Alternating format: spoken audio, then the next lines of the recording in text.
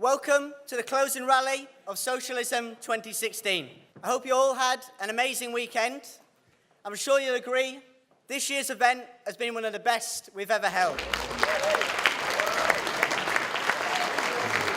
My name's Ian Patterson. I'm a member of the Socialist Party and I work on our weekly newspaper, The Socialist. I have the privilege of being able to close this weekend's event with a fantastic lineup of speakers. Capitalist economic crisis has brought misery for millions and put the rights and services working class people have won in jeopardy. But this isn't going unopposed. The Durham teaching assistants are on strike against pay cuts by a Labour council.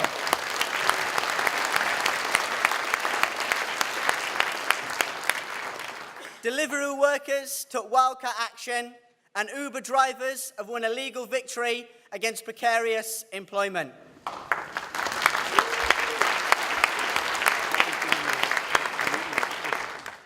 Donald Trump's election has been met by thousands of young people protesting and university walkouts in the US, partly organised by the Socialist Party's co-thinkers, Socialist Alternative.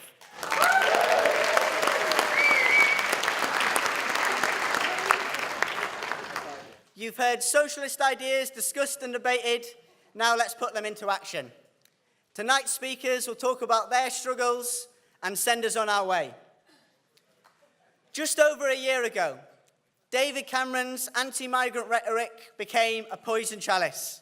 Over 100,000 people marched in London in defence of the rights of refugees, but this was just the tip of the iceberg. Workers reacted with sympathy as people made their way across Europe and the Mediterranean, fleeing the consequences of imperialism and Blairite and Tory-backed bombing.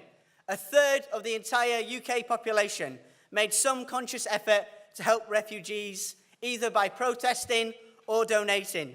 To open tonight's rally, please give the warmest of welcomes to Tamil Solidarity activist Isai Priya.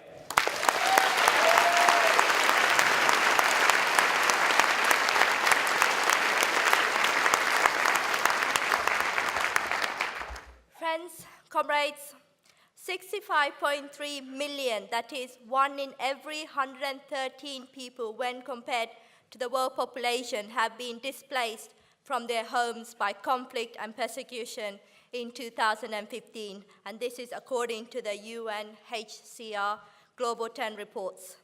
War, repressive regime and poverty continue to be the main reason for this huge refugee crisis. But these wars are a direct result of the foreign policies of governments that are putting their own self-interest above the interests of innocent lives. British government, for example, have voted to Iraq war to bomb Syria against the demands of millions of people who have marched and protested against them. The same government tells us that we have to compromise on our vital services such as education, healthcare and housing because there isn't enough money. But they continue to spend vast amount of money into wars and bombs. The maths is not adding up. Donald Trump, fortunately I haven't got enough time to talk about him, but he is talking about building, let me get this right, impenetrable, physical, tall, powerful, beautiful southern wall between the US and Mexico. Good luck to him. But this is not the only wall that is being talked about being built. The UK ministers are going to spend a further £17 million to build a Calais wall to stop refugees coming into Britain. These cruel policies are not going to stop desperate individuals who are trying to save their lives.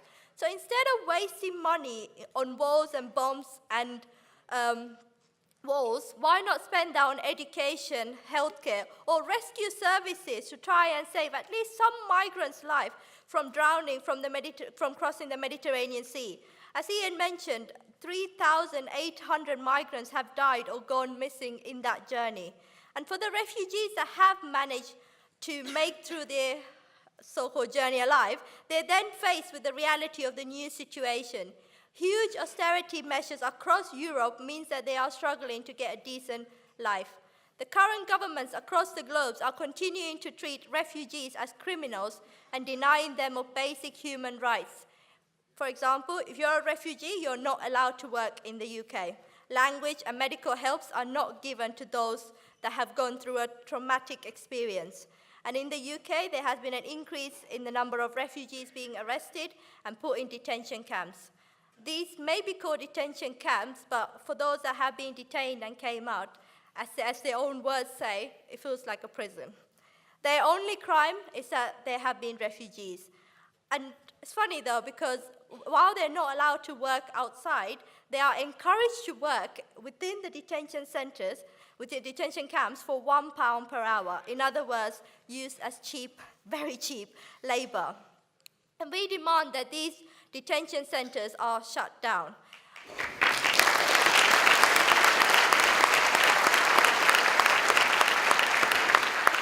Tamil Solidarity has been working with trade unionists, socialists, and activists to improve the conditions for all, to link the Tamil struggle with the workers' movement in Britain. And we have been taking part in Socialism Weekend for the last couple of years. We thank the Socialist Party for giving us an opportunity to hold a public discussion on defending refugees and fighting deportation that we had a session on yesterday. And we had speakers from Tamil Solidarity, activists from refugee rights, and Daime. And Tamil Solidarity has helped in setting up the campaign Refugee Rights. And these activists were forced to come together and to put up a resistance against the lack of rights they face as refugees and against the cuts that is causing the lack of jobs, homes, and services available for all, because these are not individual issues but are connected. It is these cuts that are not providing the help or the language and the services that everyone requires. And since then, they have organized and have had several discussions and taken part in various protests and demonstrations and raised demands like allow right to work and stop deportation, which was well received in the protest. And they learned a very valuable lesson, which I think we all learned the hard way, is that no rights were ever just given to us. They were won by us coming together, getting organized, and fighting for them. Thank you, comrades.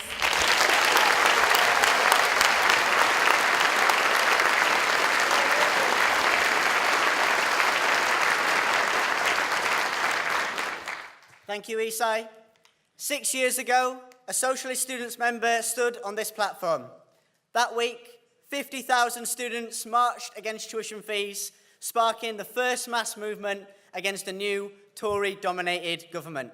The Socialist Party fully supports the national education demo uniting students and workers on Saturday the 19th of November. So many sections of society have been forced to struggle against Tory austerity. The junior doctors surprised us all, but they were overwhelmingly backed by working class people and the Socialist Party. Our next speaker has a lot to pack in, a short speech, why we need demos to fight for free education and defend the NHS. So please welcome Manchester medical student Zoe Brunswick.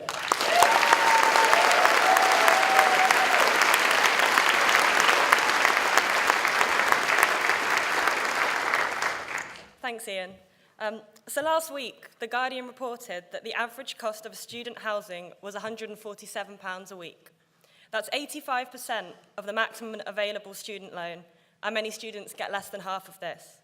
Alongside bills, travel, food, and a social life, student loans are just not enough. And this is only set to get worse. From 2017, bursaries will no longer be available for students, meaning that debts will increase even further. Tuition fees will also rise again with the introduction of the Teaching and Excellence Framework. Already, some so-called high-performing universities are pushing fees up to £9,250 for next year. This will further compound the rich-poor divide in education. Cuts to funding also mean that the NHS is now £2.2 billion in deficit. As a medical student, I spend every day in a busy NHS hospital, and I see firsthand the effect of these brutal cuts. Every rota has multiple gaps. There aren't enough beds, and ever more are being closed.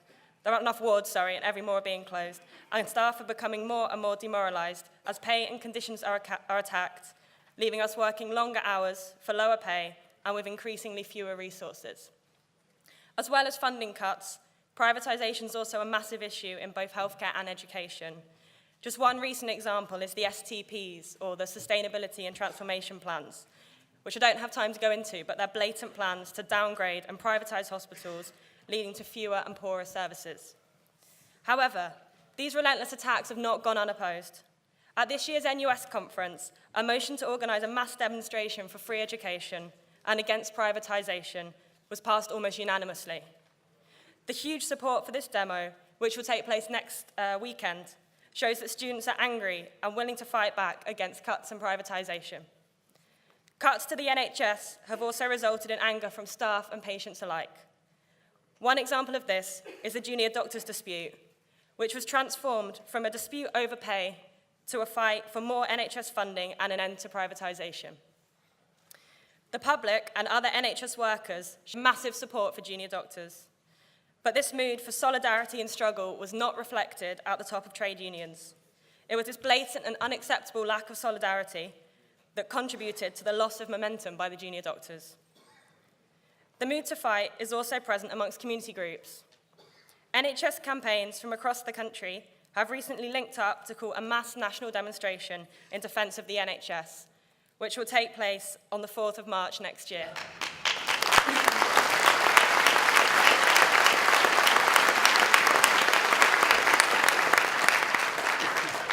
We must now build for this demo within our workplaces, within our unions, within our community campaign groups, and make it as huge as possible.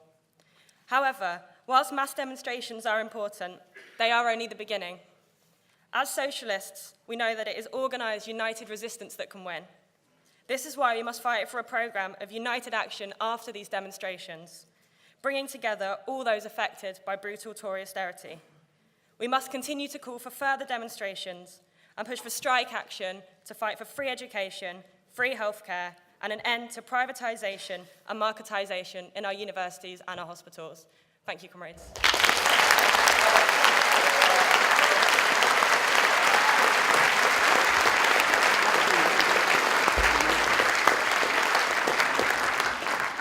Thank you, Zoe. I'd just like to let everybody know that Darletta Scruggs has been invited to address next week's NUS demonstration. So if you'd like to join the Socialist Party, Socialist students supporting Darletta, then please come to London next Saturday to march and fight for free education. I'd also like to announce the results of the collection on Saturday night. It was a brilliant result. We raised £26,120 pounds.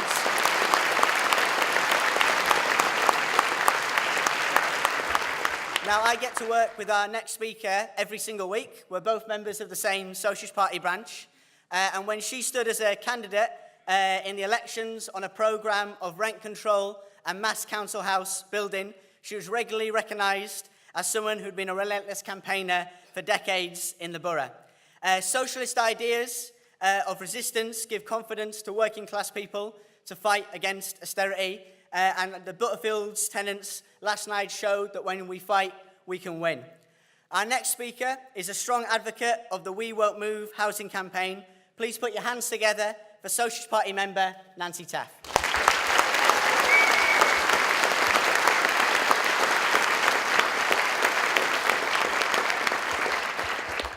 Well, comrades, an ex-Tory aide, Alex Morton, said last month, "The housing crisis and the related feeling of unfairness is the one thing Labour under Corbyn could use to claw itself back to power."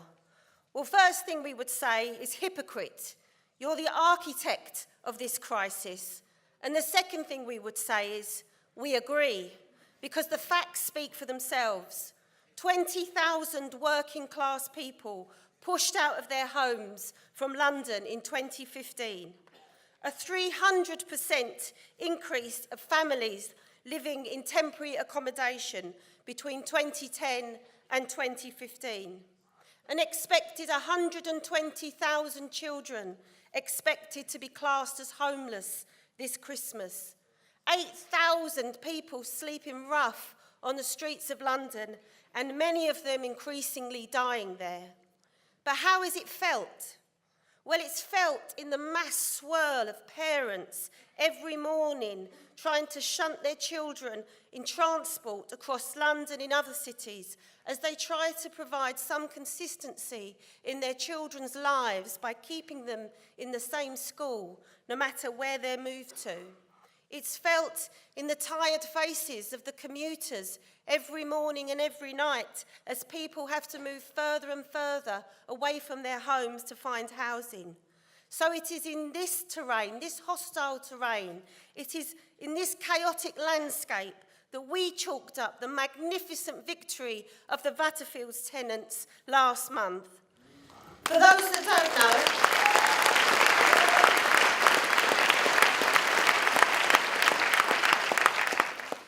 that don't know, an aggressive property developer bought 63 flats in a London street with the intention of evicting the tenants and making £100,000 profit on each flat.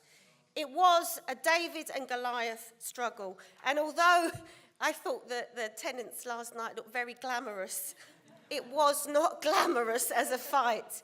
It was a hard fight. It was a protracted fight. It took twists and turns, and I don't have time to cover the detail, but I'd just like to take this opportunity to model this pamphlet, which has been excellently produced by the Waltham Forest branch, which goes into the details of all the twists and turns of the struggle, which you can buy from me because my personal target's 15 for the branch, so see me afterwards.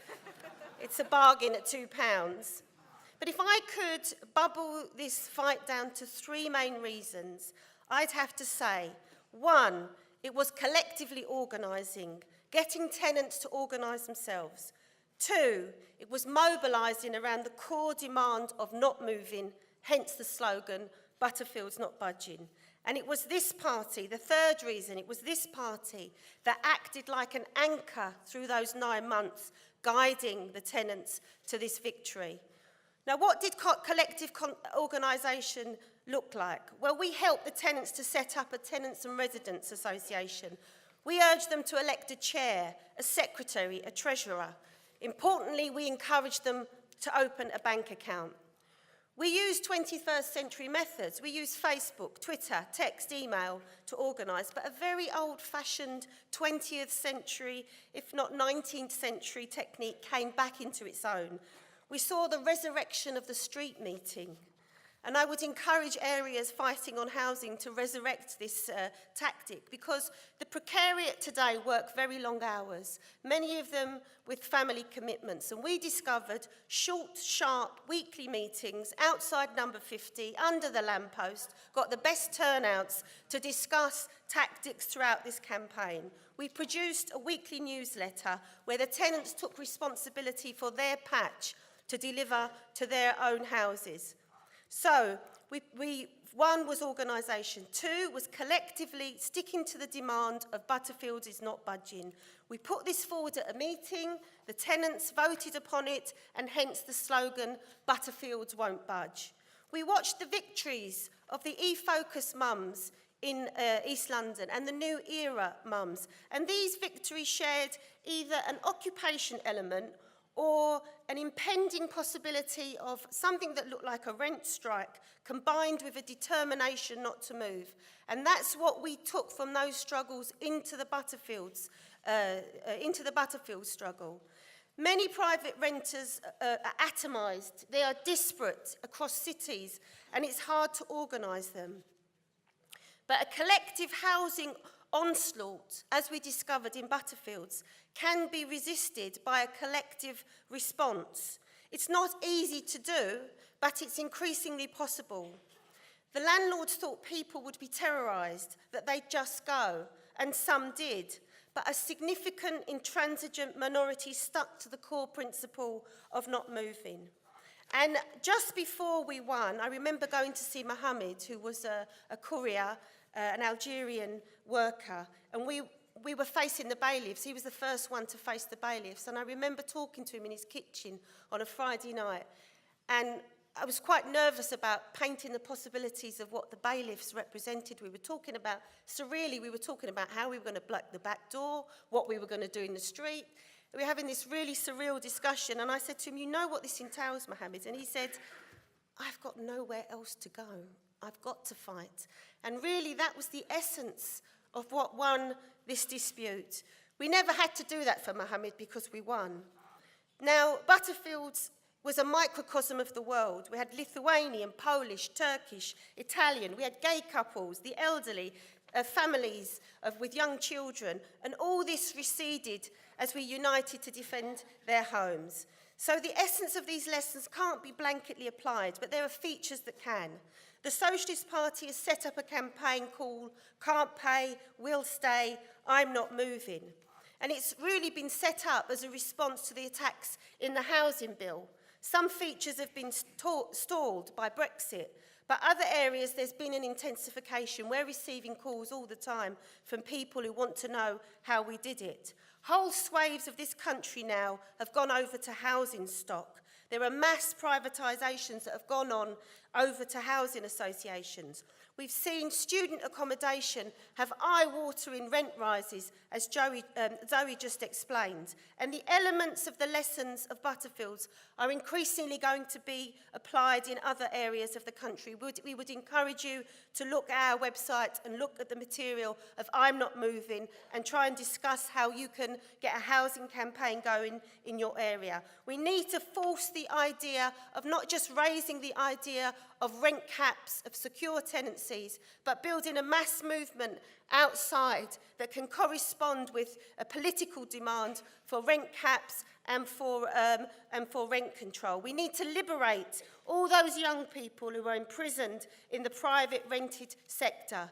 Housing is the defining issue for many people. It causes anxiety and insecurity for much of our class. To ensure that we secure victories, we need to raise a housing programme. We need to get stuck in our localities and in our communities, because we have to say to people, without a revolutionary struggle, there is no answer. Thank you.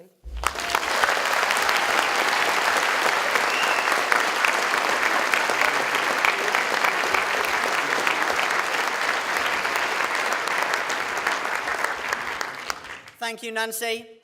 Sheila Coleman, the tireless campaigner for the Hillsborough Justice Campaign, was due to speak tonight. Unfortunately, she has had to drop out due to illness, and I'm sure everyone here would like to wish her a speedy recovery.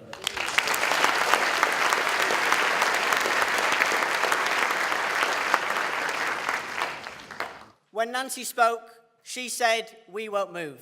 Our next speaker says, "We won't pay." Workers in Ireland have been hammered by austerity. The Socialist Party in Ireland has helped build a mass movement against the hated water charges, advocating non-payment.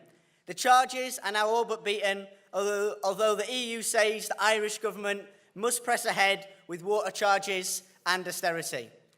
In 2014, our penultimate speaker was propelled to the Irish Parliament as an anti-austerity fighter, the same day as a massive protest against the water charges, calling for non-payment of that austerity attack.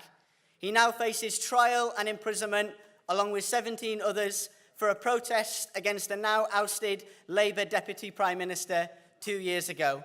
And Paul wanted me to mention that today is the 5th anniversary of his release from Israeli prison. Please show your appreciation for Paul Murphy.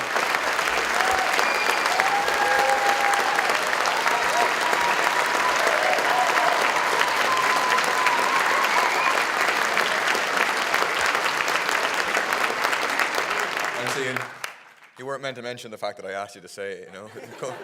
It's much better if it comes from you than from me. Anyway, next Tuesday will be the 2nd anniversary of what is now a defining protest in Irish politics, and what I think will become a protest that is known to activists all around the world. Joan Burton, the Deputy Prime Minister, former, and then leader of the Labour Party, again, former, came to Jobstown, which is a working class community in Tallaght in the constituency that I represent. Obviously about a month after the by-election victory on October the 11th and the eruption of the anti-water charges protest. And it was a signifying of the mass working class revolt that was taking place at that stage, that she was met by a spontaneous protest. Over 500 people, the crowd grew and grew, and it's just like we say about 1916 in Ireland, that everyone says they were in the GPO in 1916. Everybody in Tallaght that you meet says they were there at the protest. And despite the presence of close to 100 police, 2 police helicopters, there were a number of sit-down protests and a slow march that resulted in Joan Burton's car being delayed for 2.5 hours.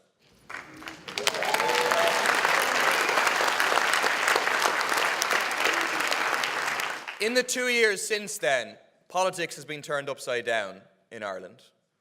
Water charges have been suspended. All the parties are forced to say that they're against the privatisation of water, all of them voting in the Parliament last week in favour of a referendum, which they'll still try and stop, but a referendum to stop privatisation of water. And most ludicrously, Joan Burton joining a protest against water privatisation last Wednesday at the Parliament. And the establishment parties have been dealt an historic blow. In the general election, Fianna Fáil and Fine Gael reduced to below 50% from highs of 80, 90% in the past, and the Labour Party smashed from 37 seats in the Parliament to 7. And alongside that, the rise of the left, most recently reflected in the latest opinion poll, which puts the Anti-Austerity Alliance People Before Profit on 9%, against the Labour Party on 5%, and Sinn Féin on 13%.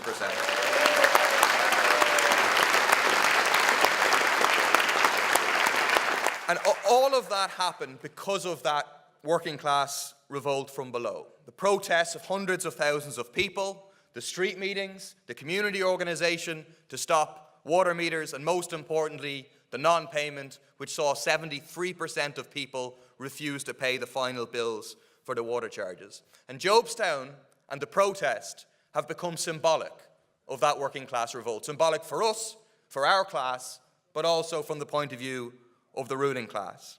Because it's where working class people demonstrated they weren't going to play the role allotted to them in capitalist democracy, of waiting in the long grass, voting once every 5 years for parties like the Labour Party that sell them out. Instead, they were going to express their power and their control over their own areas, and also associated with the rise of the left, because it's a key area where we won the by-election in October 11th, which transformed politics and opened up a huge space for the Socialist Party and the Anti-Austerity Alliance in particular.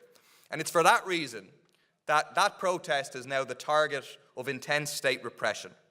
The purpose is to criminalise protest, to demonise the left, in particular the Socialist Party and Anti-Austerity Alliance, and most importantly, to send a message to people, this far and no further. You might have forced us back on the water charges, but don't think you can do the same on abortion rights, on the minimum wage, on people's strikes that are currently taking place for pay rises. You won't be able to defeat us again because we're going to criminalise your protest. The first victim in this state repression is a 17-year-old who joined the protest when he was 15, an activist against the water charges, not someone who just wandered by, a community activist against the water charges and austerity. And 2 weeks ago, he was found guilty. He wasn't found guilty of a road traffic offence, of blocking the road.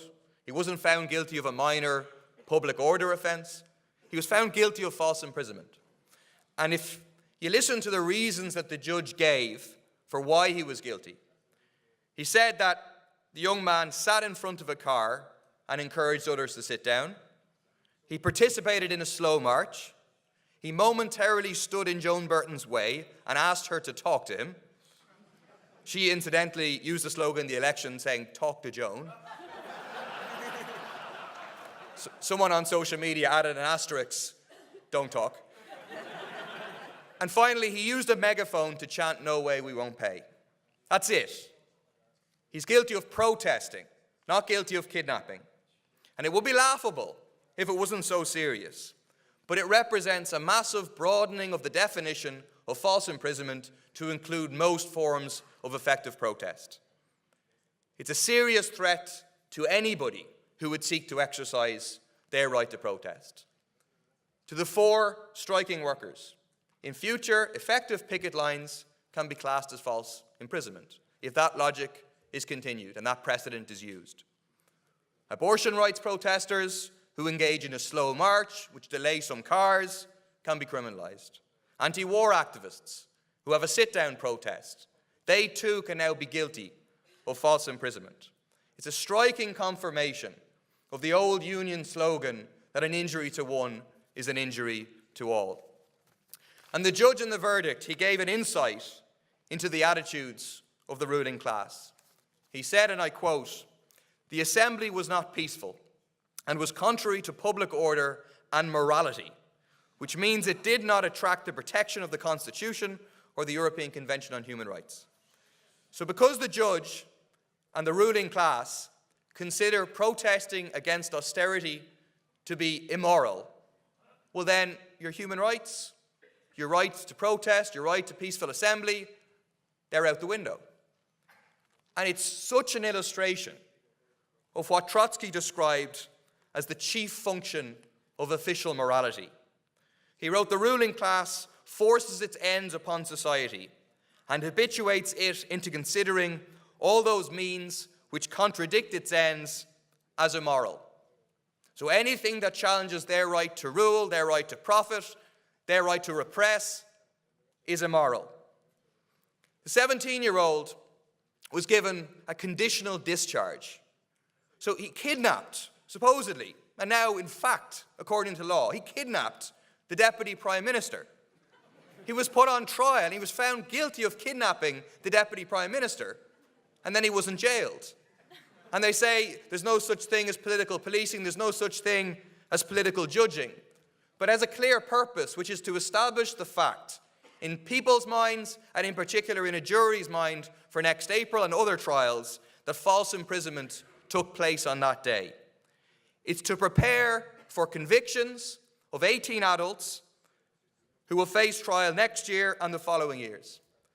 It's to prepare the ground to jail us for substantial sentences, and we can face up to life in prison for false imprisonment, and there'll be no conditional discharges outside of the children's court for this, according to the lawyers.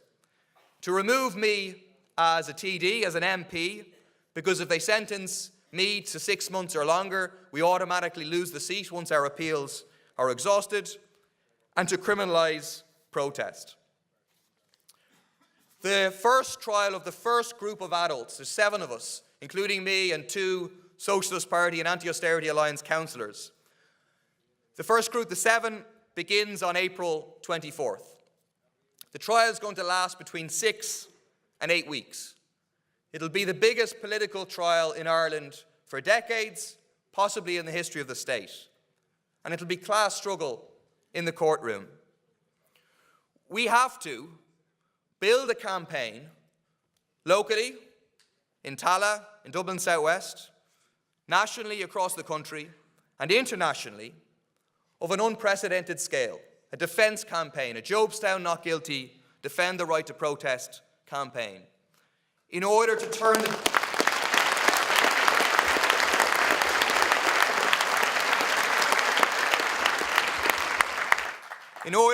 the tables on the ruling class and the state, to pit our morality against their morality, our right to protest against their state repression, our socialist policies against their austerity, and then to convince a jury that the real criminal on that day was Joan Burton and the Labour Party for betraying their own election promises to oppose water charges and austerity. And the people who protested against them, including the 17-year-old young man, are heroes in the view of our morality rather than criminals.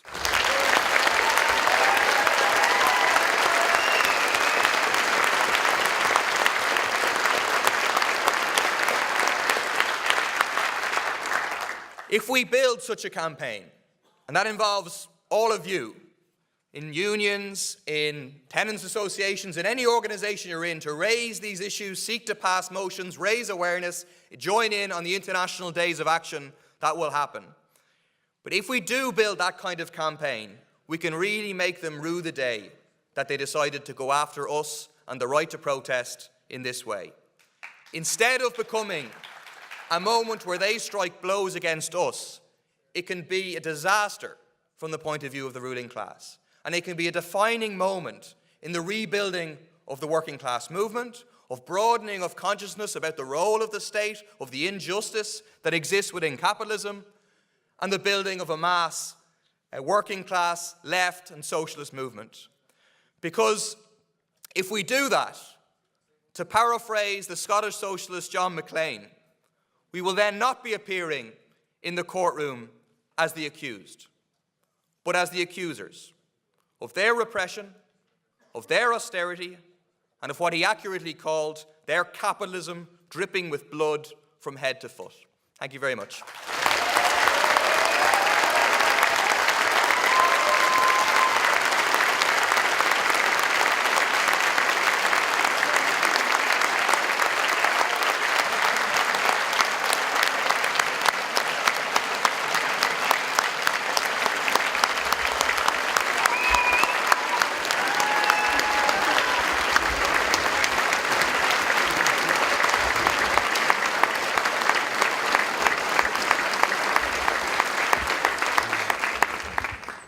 Thank you, Paul, for that fantastic contribution. We hope you continue to read the ideas and material of the Socialist Party after this weekend and contribute to our growing movement too. As you leave the hall, it'll be your last opportunity to take advantage of the Socialism 2016 special subscription offer. If you take out a direct debit to the Socialist newspaper before you head back home, you can take a free copy of a range of books, including Socialism in the 21st Century. The author is our final speaker. Its arguments are as relevant as they were when it was written 14 years ago. The Socialist Party unflinchingly argues with supreme confidence that the working class possesses the power to change the world, and that socialism and democratic public ownership can replace outmoded and outdated capitalism. To close tonight's rally, please welcome our final speaker, Socialist Party Deputy General Secretary, Hannah Sell.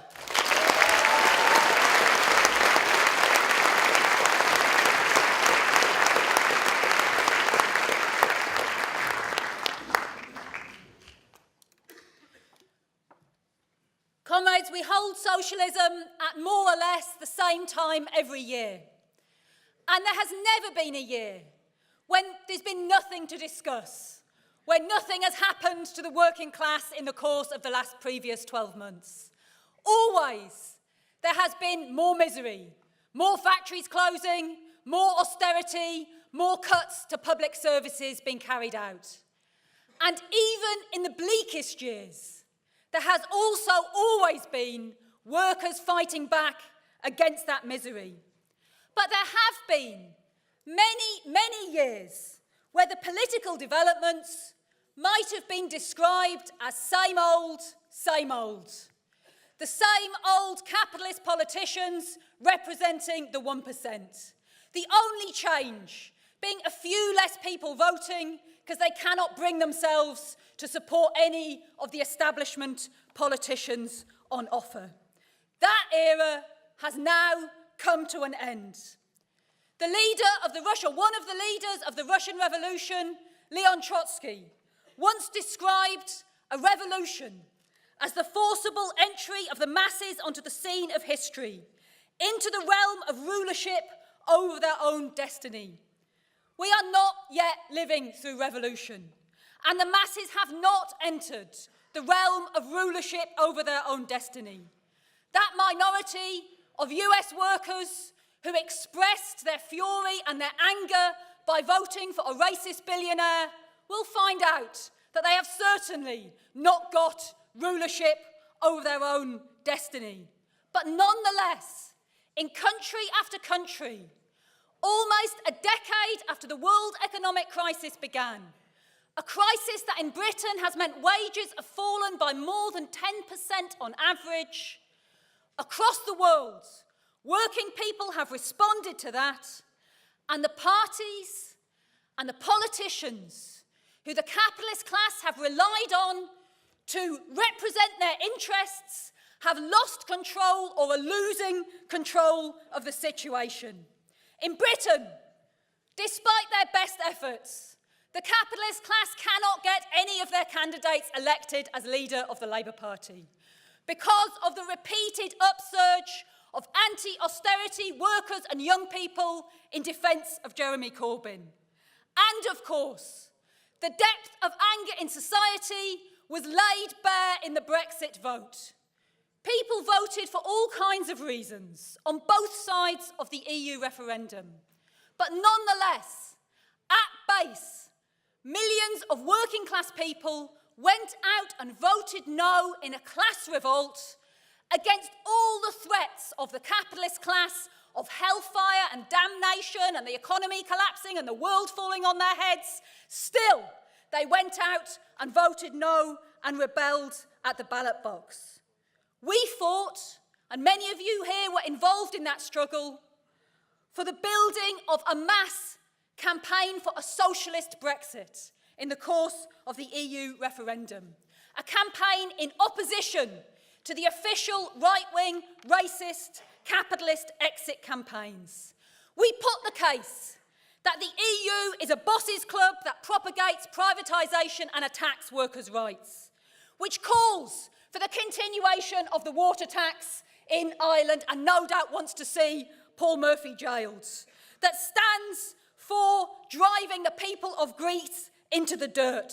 We stand in opposition to the EU and for a democratic socialist confederation of Europe. We stand for workers' solidarity, and it is essential that we show that, as Paul has called for, in building a movement to defend the Jobstown protesters who are facing court and potential imprisonment.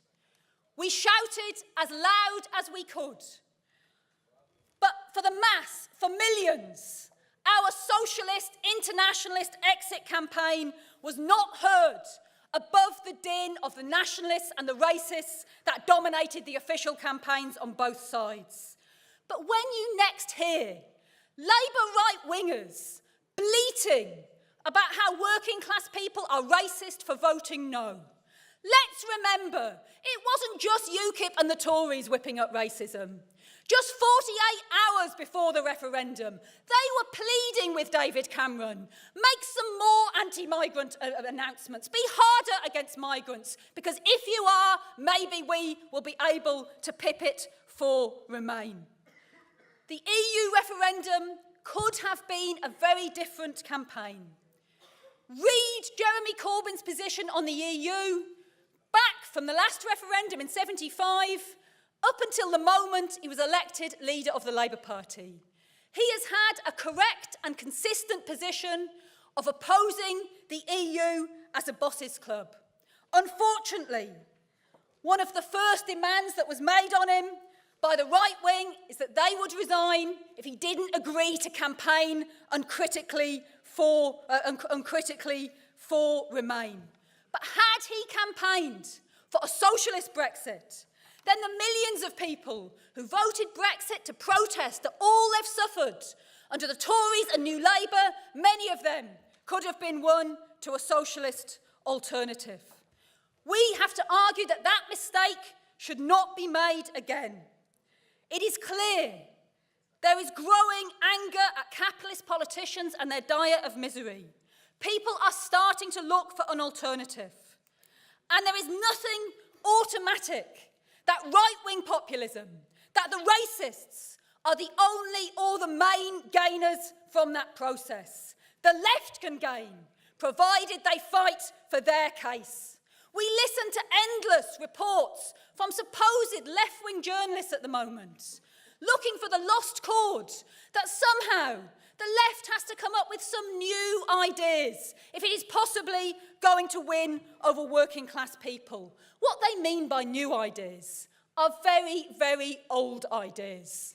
The idea that there is somehow progressive capitalism, and that is what we should be working with and towards. what Paul Mason has called a humane capitalism without austerity, which he believes is completely possible. The working class learnt that lesson long ago. Go back to why the Labour Party was founded. A century ago, working class people recognised that supposedly progressive capitalism, in the form of the Liberal Party, could not represent their interests. And that was why they had to fight for a party that stood for the working class and that fought for socialism. As if today's modern capitalism does not have all the problems and worse of what existed in the past. What is today's gig economy? If it is not the ultimate condemnation of capitalism, that new technology is used to send us back to the Victorian era, what's the difference fundamentally than queuing on the docks in the East End to try and get a day's work at the end of the 19th century, or sitting today waiting for your app to beep in the hope that you might get an hour or two's work delivering pizza, driving people, cleaning, and all of the other work that is organised in that way today? That is the reality of modern capitalism.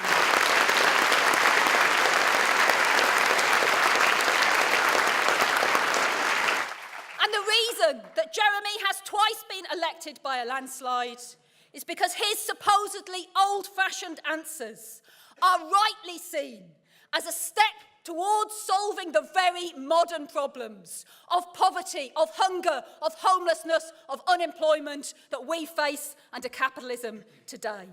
But let's be clear, if the Labour left again try to conciliate with the capitalist politicians in their own party, and there are worrying signs in that direction which we have all seen, they will never be able to win the millions of workers who have turned away from Labour because they see it as one more party of the establishment and big business. Imagine now, never mind the referendum, imagine now if Jeremy Corbyn was to launch a clear, determined campaign for a socialist Brexit, to say that he would move a very different repeal bill in Parliament to that being moved by Theresa May, that would repeal all of the EU legislation that enshrines privatisation, that prevents state intervention, that attacks workers' rights, and called for a real taking back of control by taking control via democratic public ownership. If he was to fight for that kind of socialist Brexit, it would electrify the country. You would have the real possibility of a general election, the government falling, and Jeremy Corbyn coming to power as a left Labour leader. So our role is to support Jeremy Corbyn and the left in the hilt, to the hilt, in their battle against the Blairites. But we're not cheerleaders. We don't leave it there. We campaign for them to go further, and we criticise when there are retreats. Because we're not doing this for fun. There is a real opportunity here. The hundreds of thousands of people who have swung into action to support Jeremy Corbyn, that is a potential movement which, if consolidated, out of the ashes of New Labour, could create a mass party of the working class and the increasingly radicalised middle class in Britain. And we see in the US, in very stark terms, what happens, the consequences of wasting such opportunities by conciliating with corporate politicians like Hillary Clinton instead of taking a clear and determined stance. So we want to avoid those mistakes being made. And that does mean driving the Blairites out of their positions in the Labour Party.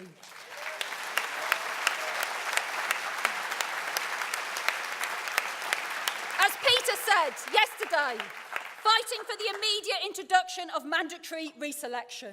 Of course, we're told by others on the left, you're being unnecessarily harsh. Don't be so over the top about this. It's not harsh.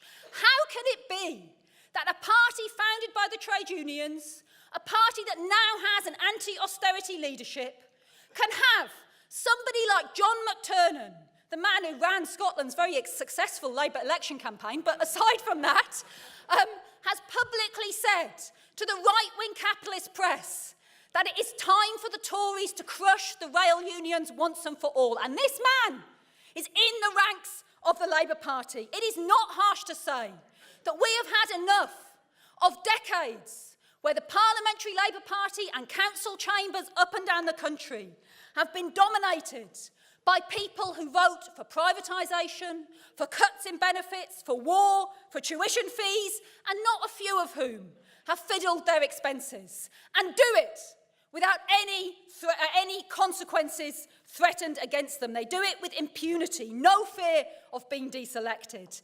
And they still are. That's the issue.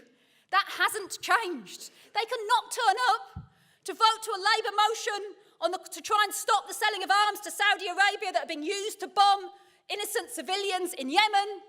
And there are no consequences against them at this point in time. In our view, we have to fight for reselection, but we also should go further. The Labour leadership should go further and say, you're not welcome in our party anymore if you turn up and you vote for war and you vote for privatisation and you vote for benefit cuts and misery. If you vote for those things, you are no longer part of the Labour Party. You do not have the Labour whip.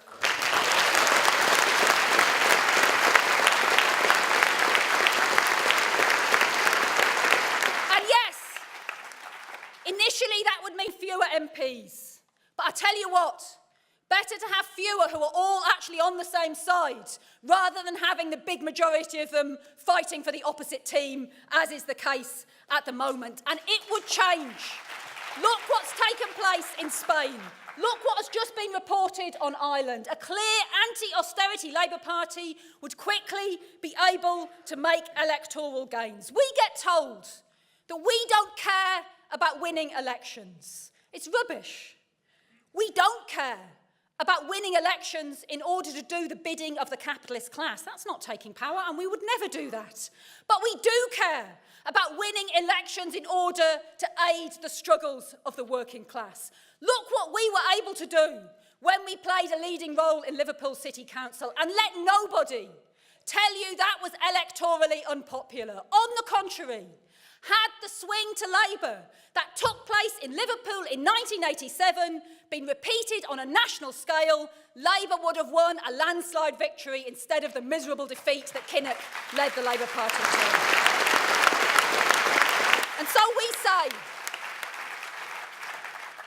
Jeremy Corbyn has a clear mandate, and now he needs to build on it to consolidate the victory. And if that isn't done, then unfortunately, eventually, Tom Watson's anaconda strategy to surround Jeremy Corbyn and to crush him will eventually work. The anaconda email, I know Watson's denied it, but, you know, who's betting that it isn't true?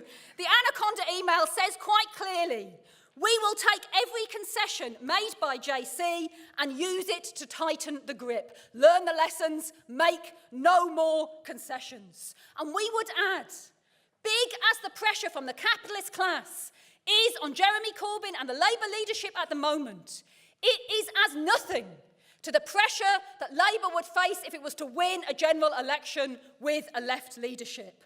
Just as in Greece, world capitalism did all it could to force Cyprus to bend the knee, the same pressure would come down on a Labour government. Does that mean we're in any way pessimistic? No. After all, had Cyprus shown the same determination as the Greek people when they voted no in the referendum, the outcome would have been very different. But it does mean it is necessary to be implacable, to mobilise popular support for your programme, and be prepared to stand up to, not compromise with the capitalist class inside or outside of your party. But also that a left-led government would face constant sabotage from the capitalist class, and that would pose the issue of implementing a socialist programme, of breaking with capitalism, nationalising the major corporations and banks in order to be able to begin to build a democratic, socialist, planned economy. We know that the right are doing all they can to make sure that Jeremy and his supporters are defeated. They're real counter-revolutionary defeatists. Because if May's forced to call a general election, they would rather have that general election, thinking, perhaps wrongly, that Labour would be defeated because then they could get rid of Jeremy Corbyn, because their worst nightmare is not a continuation of the Tories, it's a Jeremy Corbyn or a left-led Labour government. So we will do all we can to assist in the battle against the Blairites, whether it's inside or outside of the Labour Party. Our application of the expelled 75, including myself and others, to be allowed to rejoin the Labour Party is an indication of our willingness to take part in that fight against the right. And we call on the Labour left to fight for our right to join the Labour Party. Apparently, I didn't hear it, but on the Andrew Marr show this morning, Jeremy Corbyn was actually asked, should Peter Taaffe and the other leaders of what was the militant be allowed to join the Labour Party? And he answered by saying, well, if they're not members of prescribed organisations, yes, they should be allowed to join. If they are, no. And it's for the NEC to decide what a prescribed organisation is. Our answer to that is the whole method of prescribed organisations was set up as part of the witch hunt against the militant, fight to get rid of it and for every socialist and socialist organisation to be allowed to take part in the Labour Party, not just for individuals, but more broadly, to open up Labour to all those who want to fight austerity, with a return to the kind of federal roots of the Labour Party, with different parties allowed to affiliate, as in fact the Co-op Party on the right is still able to do today. Now we know that some will answer to that. You're welcome to join the Labour Party, provided that you dissolve. You get rid of the Socialist Party, you renounce your ideas, you leave your Trotskyism outside. Our answer is that if we were to do that, it would be a political crime.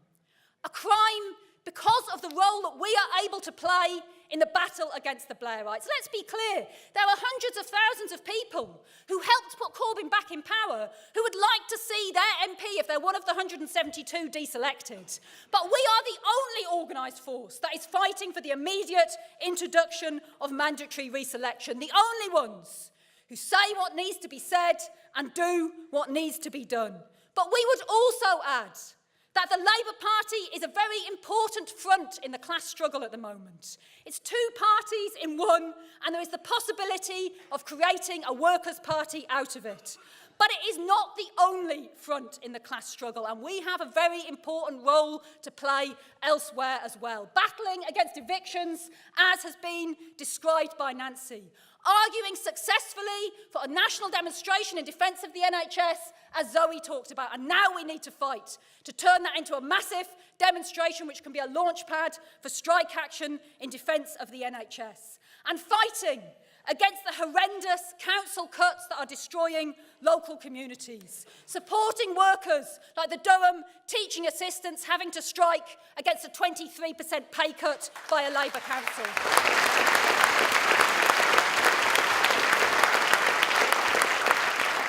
Many comrades here will know we are part of the trade unionist and socialist coalition, TUSC, alongside the RMT and others, which has a proud record of standing in elections against all of the pro-austerity parties. We have proposed in the Socialist Party, and it's being discussed by TUSC, that in England and Wales there is a pause in our standing in elections in order to allow a discussion on how Labour can be transformed into an anti-austerity party. But there is no pause in us opposing council cuts, no pause in us demanding that Labour councillors promise, pledge, and candidates pledge to vote against cuts if they are re-elected, and no pause, of course, in supporting workers and community activists who are fighting back against those cuts by whatever means, by striking, by demonstrating, by occupying, and also, by the way, by standing in elections. This hasn't come up, but if the Durham teaching assistants were to say that they wanted to oppose the county council's continuation of cuts by standing, not only us, but any decent anti-austerity activist should support them in taking that stance.